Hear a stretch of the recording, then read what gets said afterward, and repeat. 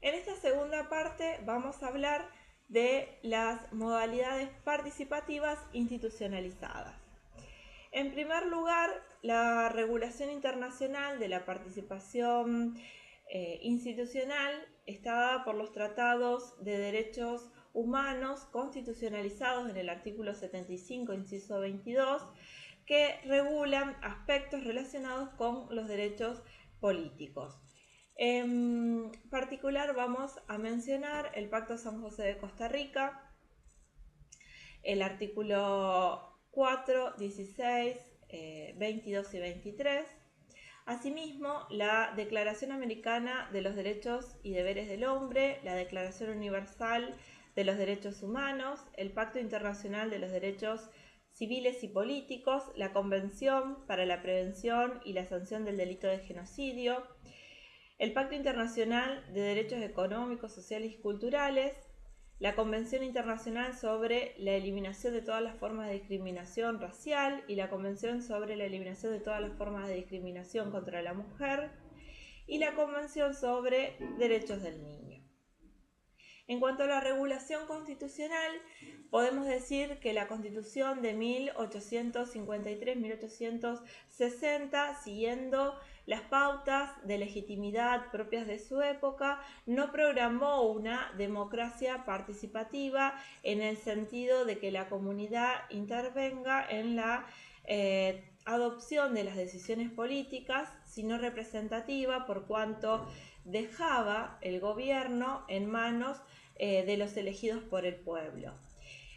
Por ello, no enunciaba la totalidad de los derechos políticos de los habitantes. La mayoría de estos derechos eran implícitos, derivados del artículo 33 de la Constitución, o fueron elaborados por el derecho consuetudinario constitucional. Esta capacidad de representación de los mandatarios, sellado en un proceso electoral, definía roles inmodificables. A partir del resultado comicial y hasta la próxima elección, el pueblo representado delegaba su cuota de poder y los representantes decidían por él.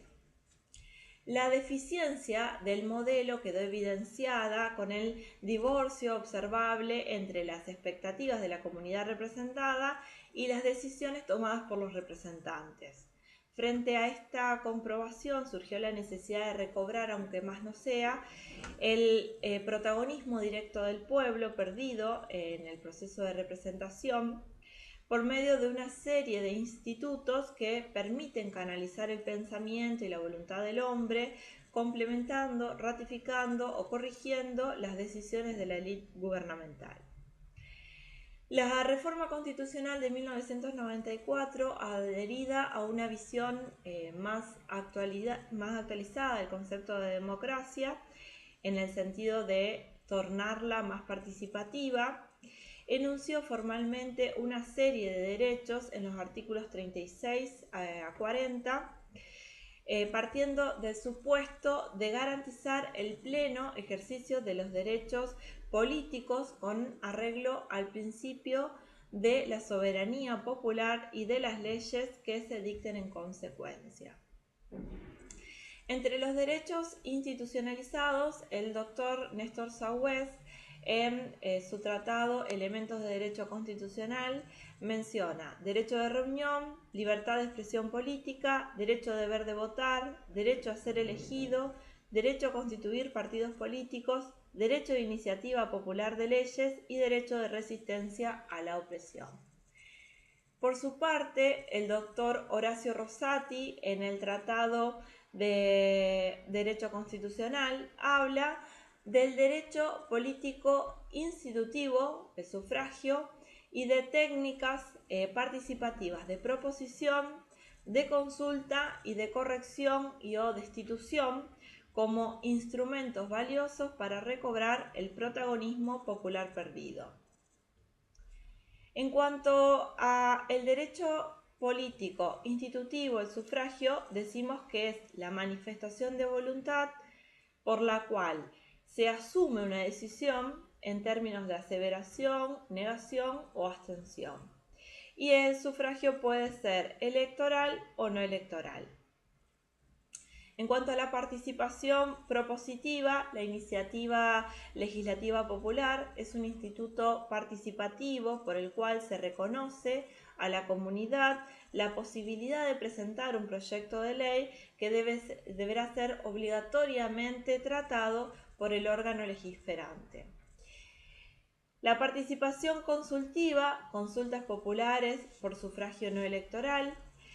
Bajo este rótulo se incluyen una importante variedad de institutos participativos que, reconociendo su origen en la voluntad de los órganos legislativo o ejecutivo, indagan la voluntad del electorado respecto de temas sobre los que aquellos tienen competencia, pudiendo la participación de la comunidad ser requerida de modo voluntario u obligatorio, y los resultados de la compulsa ser vinculantes o no vinculantes para el requirente. La Constitución Nacional reconoce en el artículo 40 tres especies de consulta popular. La participación destitutiva. La soberanía popular, en el sentido de que el poder político reside originariamente en el pueblo, y la representación política, en el sentido de que las decisiones políticas se toman por delegados de un mandante que se encuentra imposibilitado o dificultado de hacerlo por sí mismo, constituyen principios consustanciales del sistema democrático contemporáneo al extremo de considerárselo complementarios. Sin embargo, no surgen en el mismo momento histórico ni responden al mismo fundamento. La soberanía popular es un principio constitutivo, fundante y por lo tanto instituyente. La representación política es un principio instrumental. De hecho, puede haber soberanía popular sin representación política, la hipótesis de la democracia directa, y representación política sin soberanía popular, la hipótesis de la representación de los nobles en los orígenes del parlamentarismo. El crecimiento de la población, la ampliación y complejidad de las demandas sociales y la pluralidad de opiniones dificultaron en las democracias contemporáneas la percepción de la voz de la voluntad general. Cuando los problemas de la representación no pueden ser resueltos desde los mecanismos correctivos propuestos por la propia representación, por ejemplo, el juicio político por medio del cual representantes juzgan a representantes,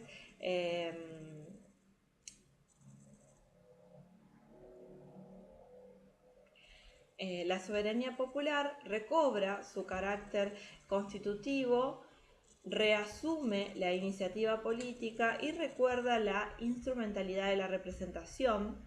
Este es el caso de la revocatoria popular de mandato y, en el extremo, el derecho de resistencia a la opresión. La revocatoria popular de mandato no está prevista en la Constitución Nacional, aunque sí es norma en el derecho público provincial y municipal. El derecho de resistencia a la opresión es un derecho de legítima defensa que habilita al pueblo a oponerse a la tiranía o a las injusticias reiteradas provenientes del gobierno. Reconoce dos variantes: el de resistencia pasiva o desobediencia civil, que se traduce principalmente en un no hacer, en un no cumplir, y por el cual se procura dejar al descubierto un disconformismo frente a lo que se considera un acto o conjunto de actos que se consideran injustos, y por otro lado el de resistencia activa o rebelión, que se traduce en un hacer normalmente violento, eventualmente clandestino y tendiente no solo a no cumplir un mandato, sino a derrocar al mandante. Para el pensamiento occidental, el fundamento del derecho de resistencia a la opresión surge del principio de soberanía popular, en el sentido de que el pueblo no es solamente un destinatario, sino el sujeto originario del poder político. Se erige como una especie de derecho de legítima defensa. El reconocimiento constitucional de derecho de resistencia a la opresión. La reforma constitucional le ha dado dos vías de ingreso, una directa y otra indirecta. La directa en el artículo 36, la indirecta por reenvío a documentos internacionales incorporados con jerarquía constitucional en el 75, inciso 22, tales como la Declaración Universal de Derechos Humanos y la Declaración Americana de los Derechos y Deberes del Hombre. De esta forma, a partir de la citada incorporación normativa, el artículo 22 de la Constitución Nacional, según el cual, si una fuerza armada o reunión de personas, desafiando a los representantes, se atribuye los derechos del pueblo y peticiona en su nombre, incurre en el delito de sedición, encuentra su límite en el derecho de resistir al opresor. Hasta acá lo trabajado respecto de las modalidades participativas institucionalizadas.